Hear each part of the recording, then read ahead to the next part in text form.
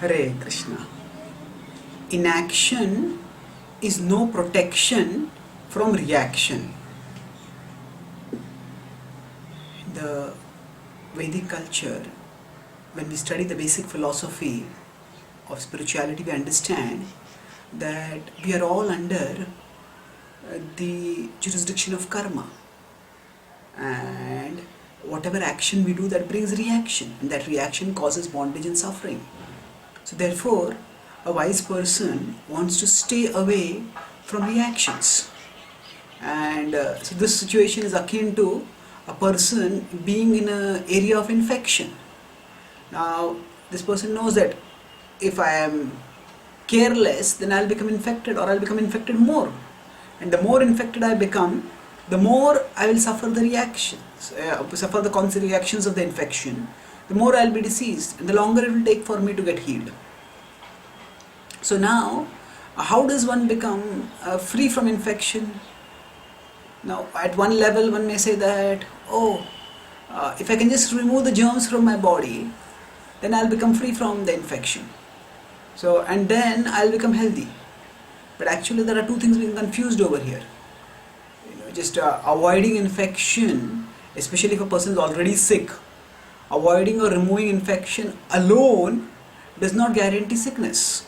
In recovery from serious disease, there is a period called convalescence, where after the person is freed from infection, the person needs to have a healthy diet and a proper regimen of rest and discipline, rest and exercise, by which recovery is facilitated. So there are other factors required for health apart from removal of infection. Similarly, when we want to become free from reaction, some people may think that inaction is the way. That if I just give up action, then I'll become free from reaction, and I will attain liberation. But liberation requires much more than inaction. Now, inaction is it's a human mind's simplistic extrapolation that if infection causes disease and pain, then removal infection will bring health. But that is not valid. Similarly, if inaction causes bondage, reaction causes bondage. So absence of reaction will lead to liberation. That's not exactly correct, because liberation requires other things. To understand that, we need to recognize that what causes bondage is not action per se, but the selfish motivation animating that action. So when we become free from, so liberation requires not so much giving up action as giving up selfish motivation. And giving up that selfish motivation is actually done much more efficaciously, not by giving up action, not by giving up selfish action per se, but by taking up selfless action, especially action in the selfless service of the supreme and supremely pure, supremely purifying Lord Krishna. So why is this a more efficacious way to purification and liberation? Because firstly, if you have to give up selfish action, then at the present materialistic level of consciousness which we are at, all our actions are selfish actions, and therefore we'll have to give up all actions, and giving up all actions is impossible. In fact, giving up action even for one moment is impossibly difficult. The Bhagavad Gita 3.5 says, Nahi kaschit kshanamapi jatu tishthatya karma krit karyate yavashah karma sarva prakriti jair gunai. Nahi kaschit kshanamapi, even for a moment it is difficult to give up activity. Jatu tishthatya karma krit, be situated in inaction. Tishthatya karma krit. So Krishna says that not giving up action, he focuses on becoming situated in inaction. That is almost impossible, even for one moment.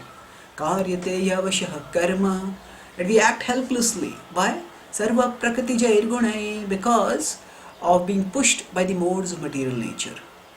And then further he states, so that's why giving up action is impractical. On the other hand, when we take up spiritual action, when we take up selfless action for serving Krishna, then that brings us in contact with Krishna, who is the reservoir of all happiness. And when our consciousness comes in contact with Him, we experience sublime fulfillment.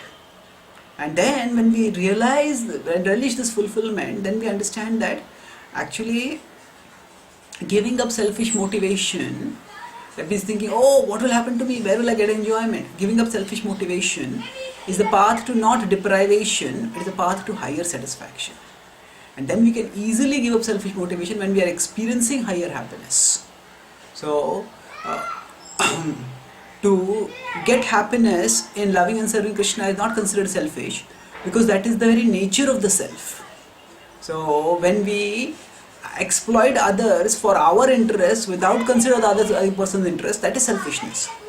But when we serve Krishna and we give him pleasure and consequently also experience pleasure ourselves, then that is not considered selfishness.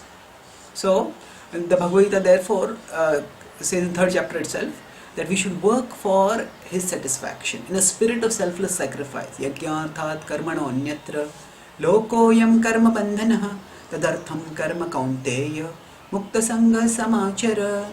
Yagyarthat karmano anyatra. Work for the sake of yajna. Yajna by Vishnu. The scripture says that yajna is actually not different from Vishnu. Yajna is a manifestation of Vishnu. So that means work for Vishnu, for Krishna. Yajnarthat karmano, work that way. Anyatra lokoyam karma bandhanaha. Otherwise, one will get bondage in material existence. Tadartham karma kaunteya. By working for his sake, tadartham, what will happen by working for his sake? Mukta sangha samachara.